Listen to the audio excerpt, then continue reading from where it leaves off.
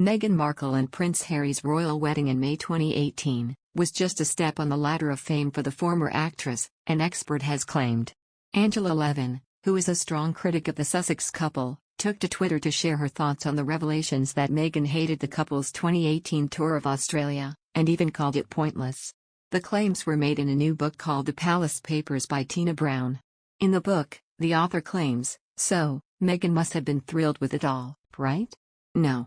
She apparently hated every second of it."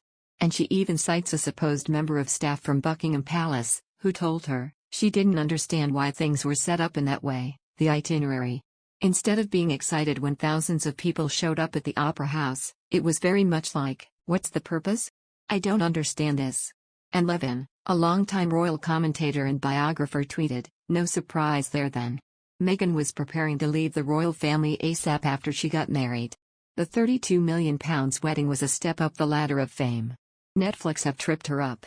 Meghan suffered a huge blow this week after Netflix cancelled the development of her animated series called Pearl.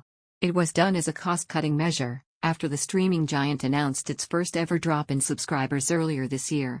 The show was supposed to be produced by Meghan, and focused on the adventures of a 12-year-old girl who was inspired by influential women in history.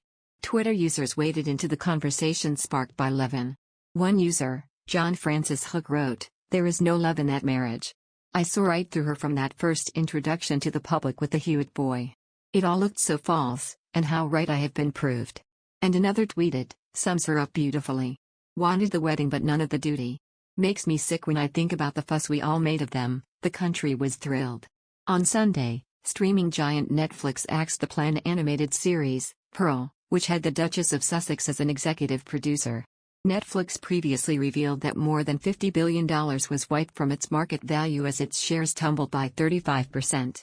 But the dropping of the partnership with Meghan is certainly not a good sign for the Duchess nor the platform, royal branding and marketing expert, Professor Cele Otnes, has told. The cancellation also casts their future projects in doubt, she added. She said, "It does beg the question, what does the Sussex brand mean anyway, as a breakaway brand from the British royal family brand?"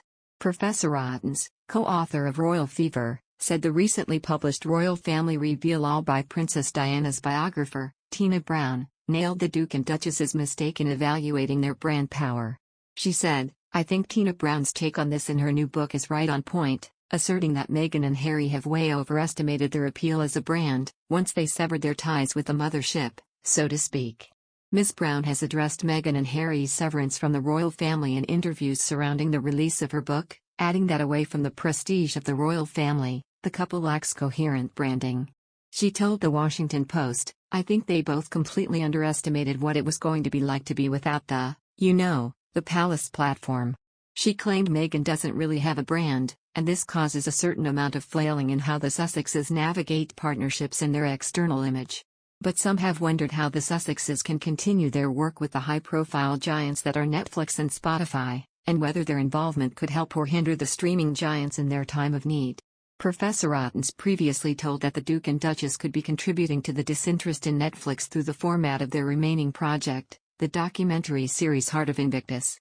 Camera crews followed the Duke and Duchess as they filmed for Heart of Invictus during their visit to the Netherlands for the Invictus Games last month. But Professor Otnes said she was perplexed by the filming of well-reported events, to be rehashed in new documentaries. She questioned the content value of such snippets, and the inherent value of the production for viewers already familiar with the action. She said, "I'm perplexed why we are seeing the events in real life, e.g., at the Invictus ceremonies last year, and why there is any content value to seeing these edited again in Netflix shows. For example, we often don't view the fights or content on the Kardashian programs prior to them airing, we only hear about them. I'm not sure how much inherent value Harry and Meghan are bringing to Netflix."